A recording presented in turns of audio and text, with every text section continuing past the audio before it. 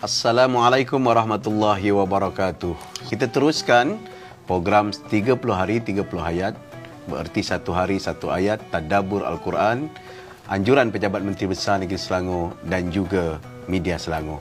Alhamdulillah kali ini kita bersama dengan Al-Ustaz Fakhur Razi yang akan memberikan sedikit sebanyak penjelasan, pencerahan dan juga huraian berkenaan dengan ayat yang kita pilih. Dan insya-Allah hari ini kita akan membaca ayat 245 daripada surah Al-Baqarah.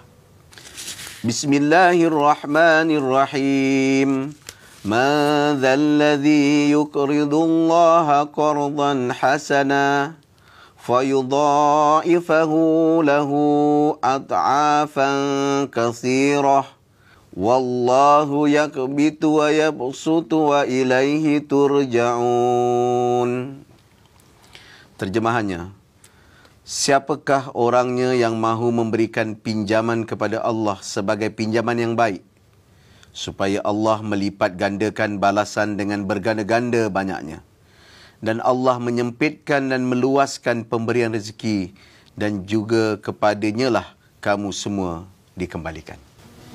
Jadi Ustaz, ini tentang kehidupan dan pembalasan Allah. Mungkin ada penjelasan dulu Ustaz. Ya, bismillahirrahmanirrahim. Alhamdulillah wassalatu wassalamu ala Rasulillah.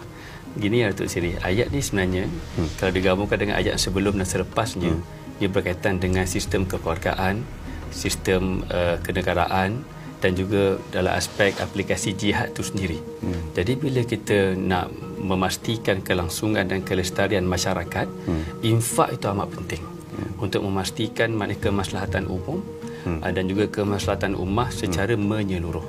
Dan di sana Allah Ta'ala menjanjikan maknanya ganjaran yang besar bagi mereka yang berinfak dan bersedekah.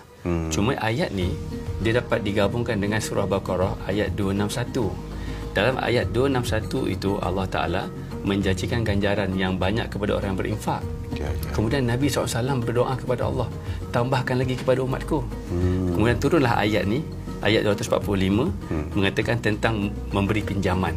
Dan waktu Isra' dan Mi'raj, Nabi SAW telah maknanya diberitahu bahawa ganjaran bagi orang yang memberi pinjam itu lebih besar daripada ganjaran orang yang bersedekah. Kemudian Nabi SAW bertanya kepada Malaikat Jibril, kenapa begitu? Maka Malaikat Jibril menjawab, kalau orang yang meminta, maka kita bersedekah padanya, dia meminta apa yang dia ada. Tapi kalau orang yang minta hutang, minta pinjam, dia minta pinjam apabila dia sedang berhajat. Maka sebab itulah kita memberi pinjam, ganjarannya lebih baik daripada memberi sedekah. Dan di sana ada implikasi hukum yang pelbagai lah. Sebab kalau kita bagi pinjam, kita kena minta pinjam, minta untuk dibayar pinjaman tu pahala. Dan mana lagi susah? Bagi sedekah one off ataupun bagi pinjam nak minta, lagi susah minta. Iya. Jadi kadaran ganjaran itu berdasarkan kepada kesusahan amalan tu. Jadi yang susah adalah bagi pinjam, kemudian nak minta bayar susah. Jadi ini semua adalah kelebihan kita sebagai umat Nabi SAW dalam kaitan urusan harta untuk kenegaraan, kekeluargaan, kemasyarakatan, dan nak sedarkan pada kita bahawa bertahan dengan menghadapi karenah manusia semasa berinteraksi dengan mereka itu, Allah janjikan ganjaran. Di situ di sebalik yang tersirat daripada ayat ini itu.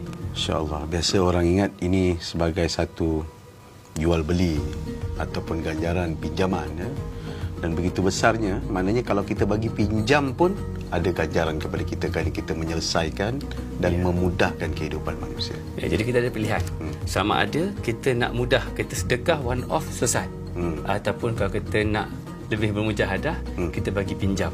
Dan di sana tengok kejujuran, kelapangan, lapang dada, toleransi. Dan itu sebenarnya adalah untuk di bawah satu tema, iaitu kemasyarakatan dalam Islam yang begitu unik kalau kita nak huraikan dengan lebih lanjut.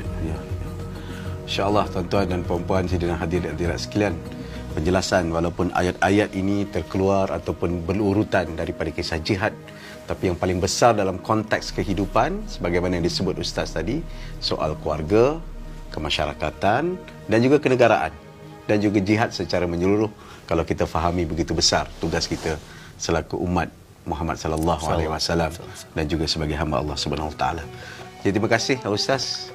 30 hari 30 ayat, satu hari satu ayat Sekian, Assalamualaikum warahmatullahi wabarakatuh.